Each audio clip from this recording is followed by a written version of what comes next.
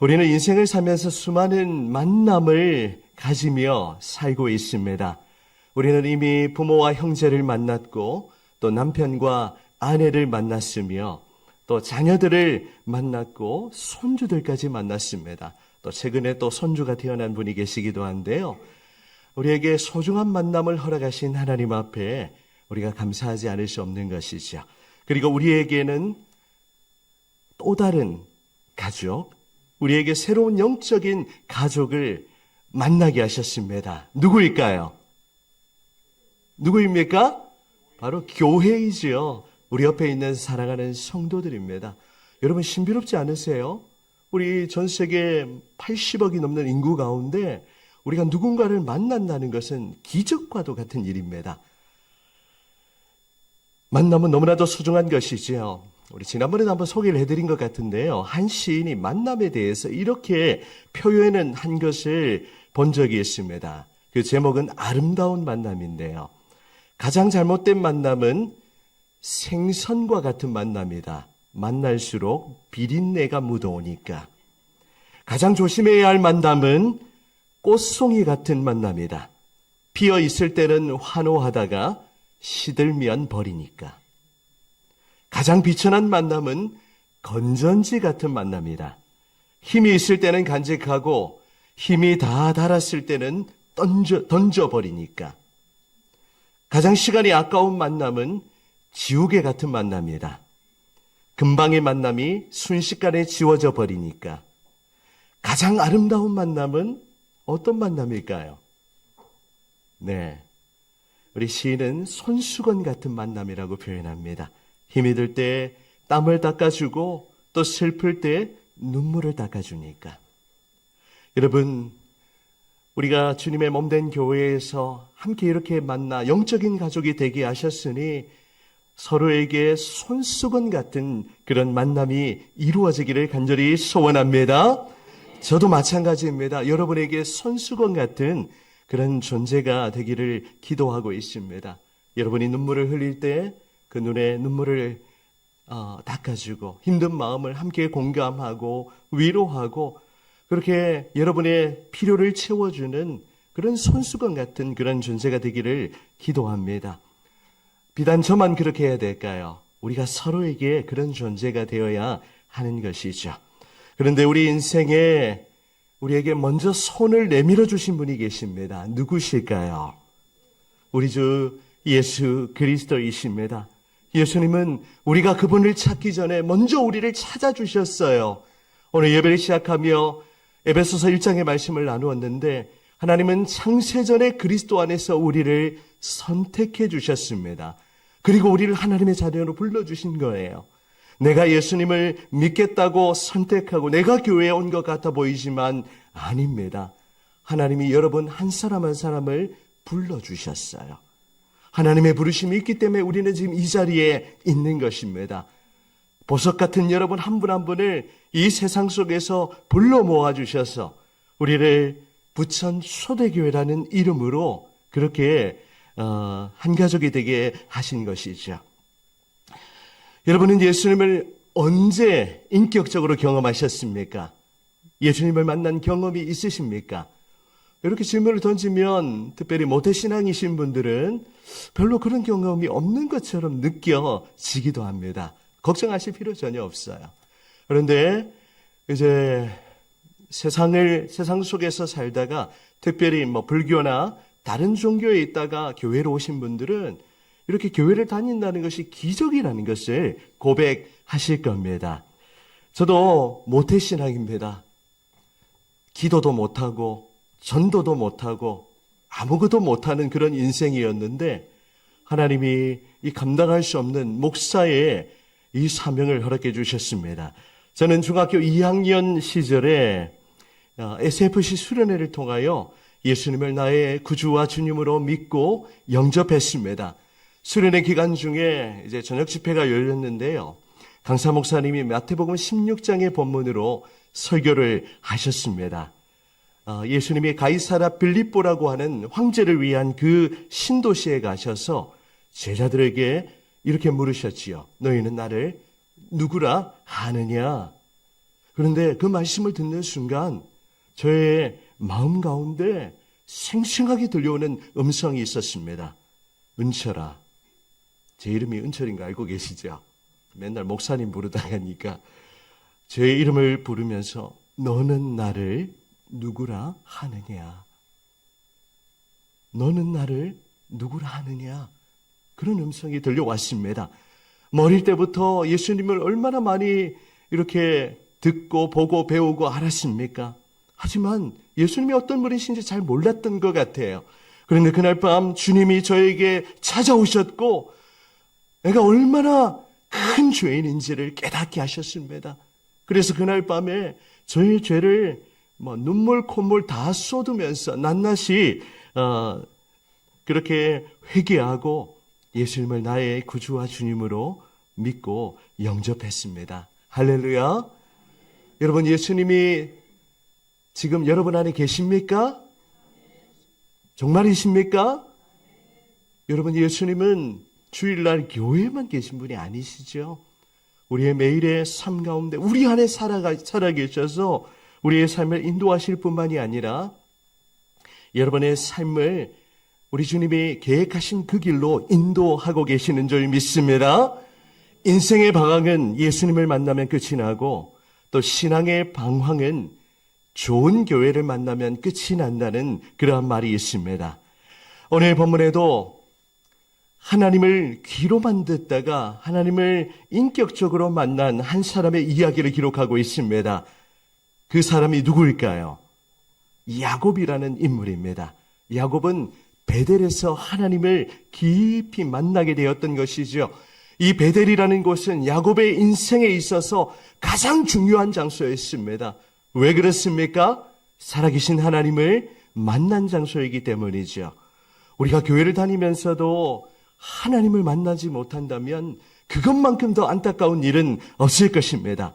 여러분, 주의 교회에서 이 베델과 같이 하나님을 만나는 은혜의 역사가 계속해서 나타나기를 간절히 소원합니다. 아멘. 우리 야곱의 이야기를 잠깐 먼저 나누도록 하겠습니다. 더 큰 그림을 그려보면 작년에 우리가 리딩지어스 처음 시작할 때 제가 창세기에 이제 서론을 말씀드리죠. 그래서 각 권의 개론을 간략하게 설명드렸는데 올해는 작년에 설명을 했기 때문에 또다시 설명을 하고 있지는 않습니다. 중요한 부분만 강조를 해드리죠. 여러분, 그때 제가 창세기를 설명하면서 창세기의 공식이 있다라고 그렇게 말씀을 드렸어요. 창세기의 공식. 혹시 기억하십니까? 기억 무엇입니까? 뭐 더하기 뭐? 예, 4 더하기 4. 처음 들으시죠? 4 더하기 4. 그게 뭘까요? 창세기는 4사람과 4사건으로 되어 있다고 말씀드렸어요. 4사건은 무엇입니까? 창조, 타락, 홍수, 바벨탑. 이 사건이 1장부터 11장까지 기록이 되어 있습니다. 그리고 이제 창세기 12장부터는 4사람의 이야기가 기록되어 있는데요. 누구일까요? 4사람. 아브라함, 이삭, 야곱, 요셉. 이 4사람을 족장이라고 표현하기도 합니다. 이 4사람의 이야기가 창세기 12장부터 50장까지 기록이 되어 있습니다. 그래서 여러분은 창세기 하면 수학 공식을 떠올리면 돼요. 무엇입니까? 4 더하기 4를 기억하시면 창세기의 구조를 여러분들이 한눈에 들여다볼 수가 있는 것이죠. 자, 오늘은 이 4명의 족장들 가운데 야곱에 대해서 함께 살펴보도록 하겠습니다. 여러분, 야곱이 누구입니까? 야곱하면 어떤 이미지가 떠오르세요? 어느 대학생이 길을 가는데 우리 교회에서 나오는 우리 한 집사님이 이 대학생에게 이렇게 물어보았습니다. 학생, 야곱이 누군지 아나요? 이렇게 물어보았습니다. 그랬더니 이 학생이 뭐라고 대답한 줄 아십니까? 아무 생각 없이 야곱 하니까 야채 곱창이요 라고 대답을 한 겁니다. 요즘 젊은 친구들 전부 말을 축약해서 그렇게 표현하잖아요. 야채 곱창을 줄여가지고 야곱이라고 그렇게 우스갯소리로 표현을 하기도 했습니다. 여러분, 야곱은 야채 곱창이 아니지요? 네, 야곱이 누구입니까? 야곱은 속이는 자였어요. 성경에서 야곱의 이미지는 별로 좋지 않습니다. 이제 오늘 본문에 보면 야곱이 정들었던 고향 살던 곳인 브엘세바를 떠나서 하란을 향하여 길을 떠나는 장면을 기록하고 있습니다. 왜 떠나게 되죠?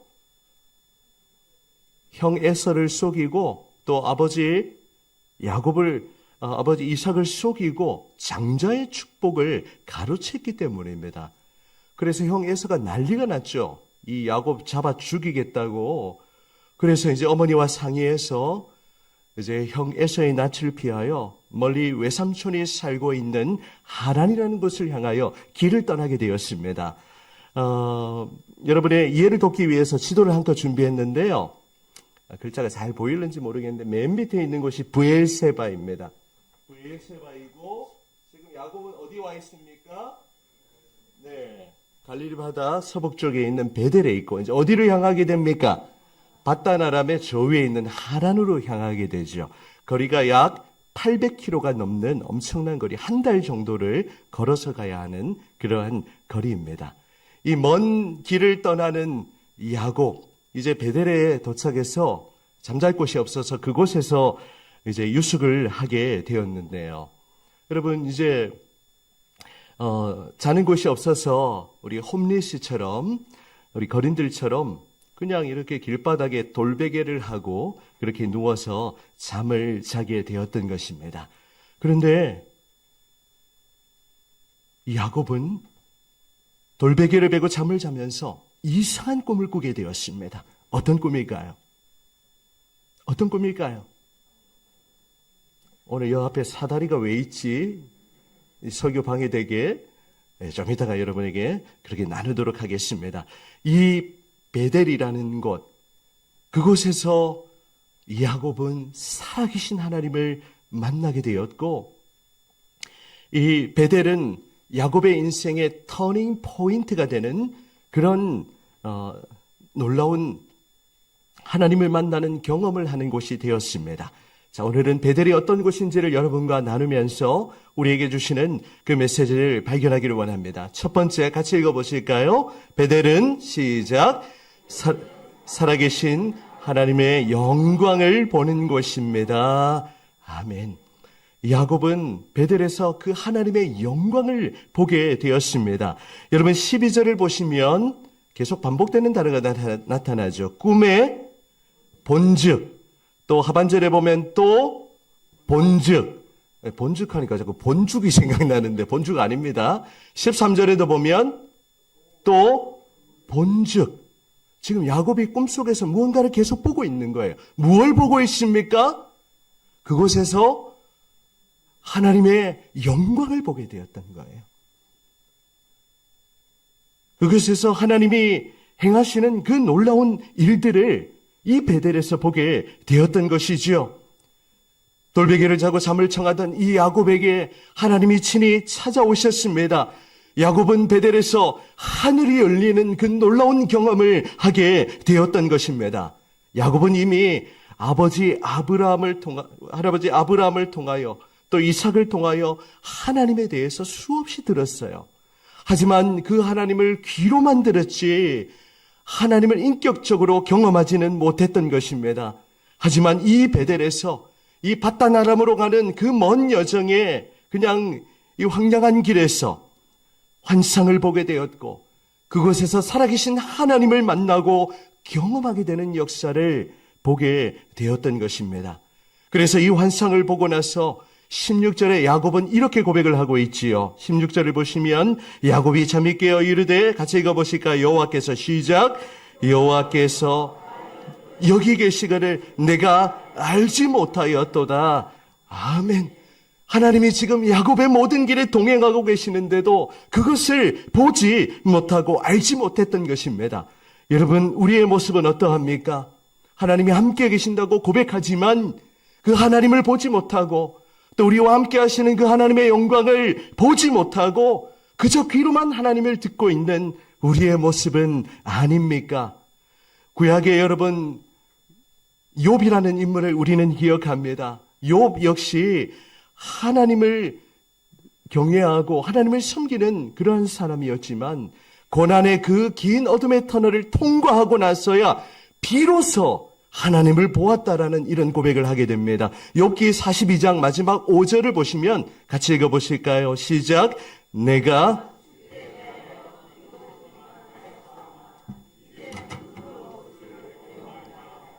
아멘. 욥은 그제서야 하나님을 눈으로 그렇게 배웁는다라고 고백하고 있습니다.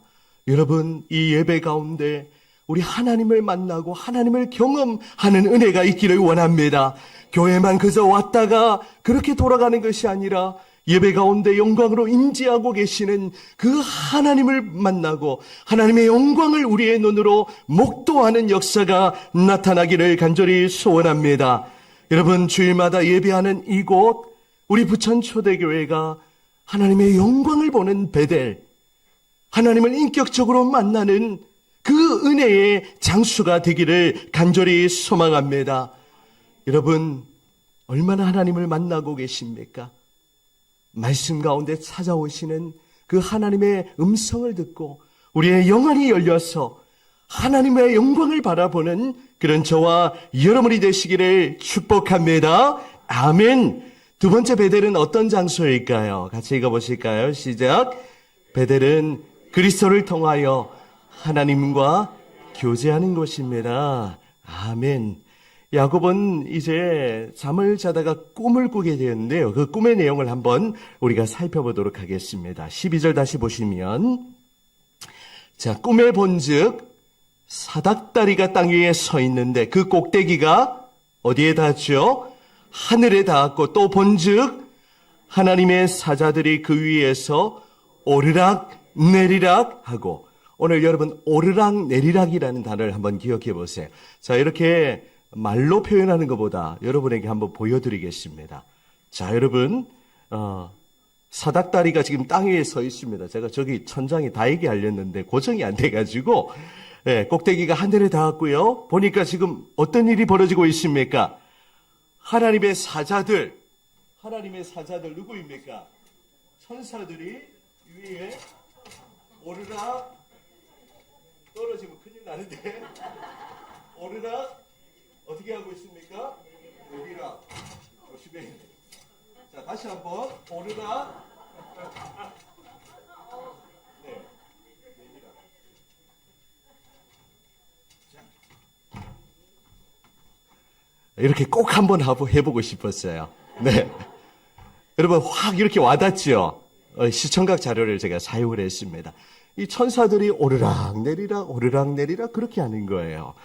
여러분, 베델이 어떤 곳입니까? 베델은 하늘과 땅을 연결하는 이 사닥다리가 서 있는 것이죠. 죄 많은 이 땅과 영광스러운 하나님의 나라가 연결되어 있는 곳이 바로 베델입니다. 베델에 이 사다리가 서 있었는데요. 여러분, 창세기 우리가 11장에 바벨탑 사건 기록되어 있는데, 인간은 바벨탑을 쌓아서 땅과 하늘을 연결하려고 했지만 실패했습니다. 하지만 하나님은 야곱에게 하늘에서 이 사다리를 내려주셨던 거예요. 하나님은 이 베델, 이곳을 통하여 죄인인 인간이 거룩하신 하나님과 연결이 되도록 하셨던 것입니다. 오늘 여러분, 이 베델이라는 장소를 저는 교회와 지금 연결지어 여러분에게 설명을 드리고 있습니다. 여러분, 놀랍게도 이 12절의 말씀이 예수님과 관련되어서 그렇게 기록되어 있다는 것을 여러분들이 한번 성경을 통해 보시기 바랍니다. 신약성경 요한복음 1장 51절을 보면 예수님이 그의 제자인 나다나엘을 부르시는 장면이 있는데요. 오늘 12절 말씀과 한번 연결지어서 51절에 이런 기록이 있습니다. 같이 읽어봅니다. 시작. 또 이르시되 진실로 진실로 너희에게 이르노니 하늘이 열리고 하나님의 사자들이 인자 위에 오르락 내리락 하는 것을 보리라 하시니라. 아멘. 예수님이 나다나엘에게 하신 그런 말씀이에요. 이 야곱이 본 환상, 그 환상이 예수님에 의해서 성취가 되는 것이죠. 예수님은 하늘이 열리고 하나님의 사자들이 그 인자 위에, 예수님 위에 오르락 내리락 하는 것을 그렇게 보게 되는 것입니다. 여러분, 이 베델에 나타내 보여지는 이 사닥다리, 바로 하나님과 사람을 연결해주는 그 중보자, 바로 예수님을 의미하는 표현인 것입니다. 오직 예수님만이 하늘과 땅을 연결하고 하나님과 사람을 연결하시는 유일하신 중보자가 되십니다. 사람은 결코 중보자가 될 수 없습니다. 우리 로만 캐톨릭에서는 마치 신부가, 사제가 사람들의 죄를 용서하고 이 신부가 마치 중보자 역할을 하는 것처럼 그렇게 하고 있는데 결코 그렇지 않습니다. 디모데전서 2장 5절 말씀 우리 같이 읽어보실까요? 시작. 하나님은 한 분이시요 또 하나님과 사람 사이의 중보자도 한 분이시니 그 사람이신 그리스도 예수라. 아멘. 여러분, 오직 예수님만이 하나님과 사람을 연결하는 유일한 중보자가 되시는 줄 믿습니다. 우리는 그리스도를 통하여 하나님과 인격적인 교제를 나눌 수 있는 겁니다. 그리스도를 통하여 하나님께 우리는 언제든 나아갈 수 있고 은혜의 보좌 앞에 나아가 그분과 생명의 교제를 나눌 수가 있는 것입니다. 여러분, 우리가 이 예수님을 통하여 하나님을 더 깊이 만나고 그분을 예배하고 그분과 오르락 내리락, 예배를 통하여 하나님이 주시는 말씀을 듣고 또 하나님의 은혜를 경험하고 또 하나님이 주시는 그 회복과 치유를 경험할 뿐만이 아니라 이제 우리는 하나님께 우리의 기도를 올려드리고 우리의 찬양을 올려드리고 하나님을 향한 우리의 헌신과 섬김을 올려드리는 그런 주의 교회가 되기를 간절히 소원합니다. 여러분, 예배는요, 하나님과 교제하는 시간이죠.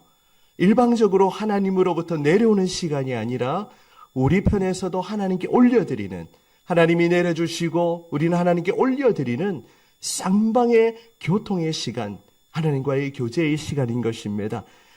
우리의 중보자 되신 그리스도를 통해서 하나님과 이 인격적인 교제, 이 생명의 교제를 나누시고 하나님이 주시는 그 놀라운 은혜를 경험하는 저와 여러분이 되시기를 간절히 소원합니다.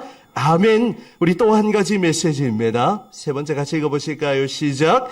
베델은 하나님의 말씀, 하나님의 음성을 듣는 것입니다. 여러분, 우리는 하나님의 음성을 들을 수 있어야 되는 것이죠. 이제 여호와 하나님이 그 위에 서셔서 말씀하시는 것을 야곱이 듣게 됩니다. 13절을 보시면 하나님이 어떻게 말씀하십니까? 나는 여호와니 너의 조부 아브라함의 하나님이요 이삭의 하나님이라. 이제 내가부터 같이 읽겠습니다. 14절까지 시작.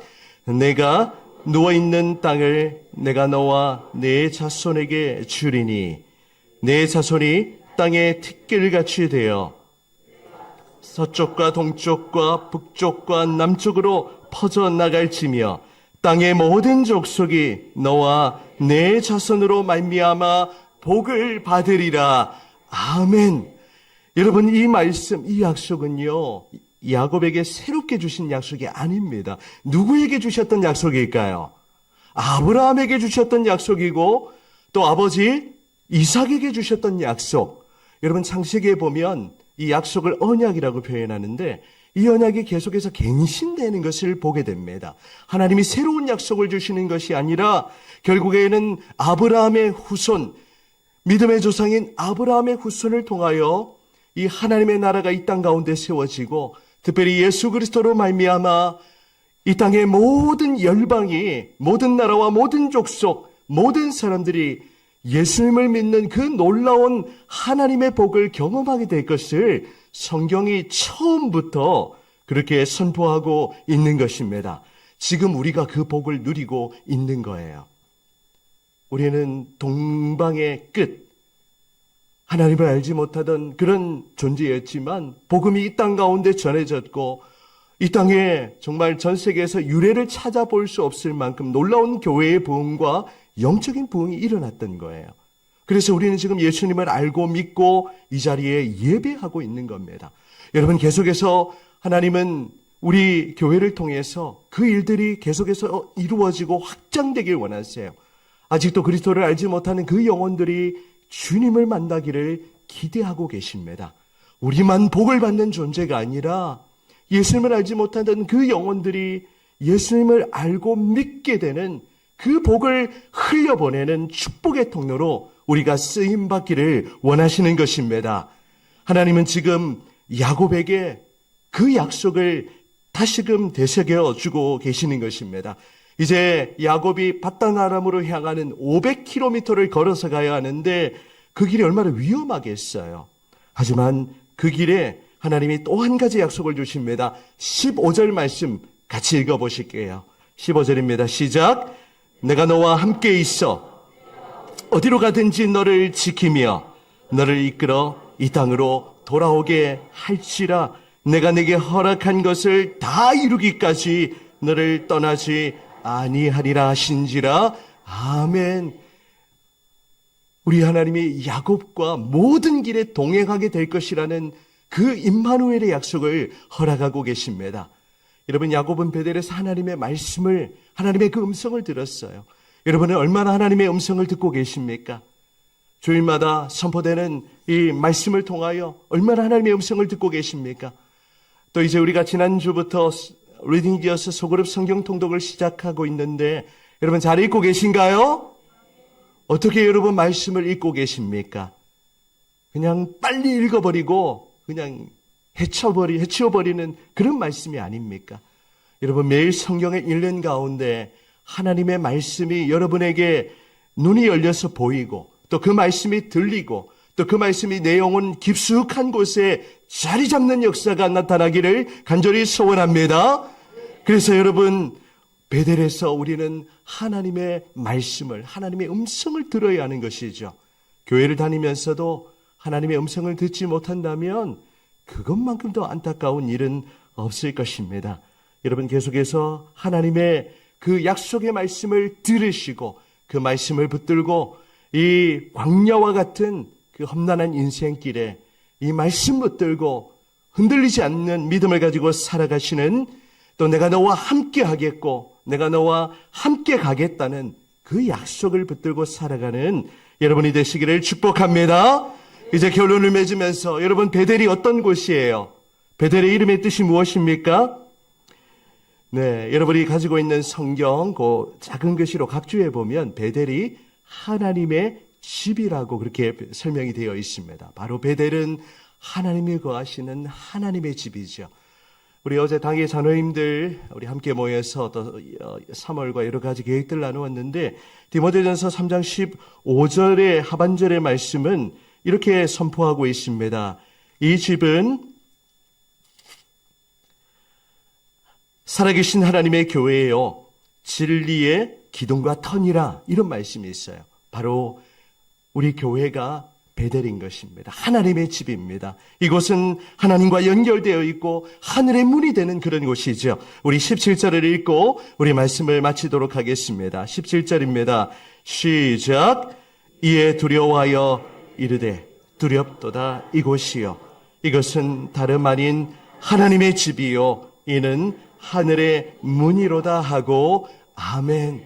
여러분 주님의 몸된 교회가 하나님의 집이요 또 하늘과 땅을 연결하는 그리스도를 만나는 그런 하늘의 문이 되는 줄 믿습니다. 하나님을 예배하며 하나님과의 생명의 교제를 누리고 우리도 이제 야곱처럼 하나님을 귀로만이 아니라 우리의 눈으로 보고 이제 야곱이 두려워하면서 고백하죠. 이 두려움은요 무서운 두려움이 아닙니다. 하나님의 존재를 깨닫고 하나님을 경외하는 자로 그렇게 깨닫게 되는 두려움입니다. 우리 모두가 하나님을 경외하는 자로 그렇게 이 땅을 살아가면서 더 하나님을 깊이 만나고 특별히 말씀 가운데 찾아오시는 그 하나님의 음성을 듣고 주의 교회가 또 하나님을 만난 그 은혜의 간증이 풍성한 그러한 역사가 나타나기를 주님의 이름으로 축원합니다. 아멘.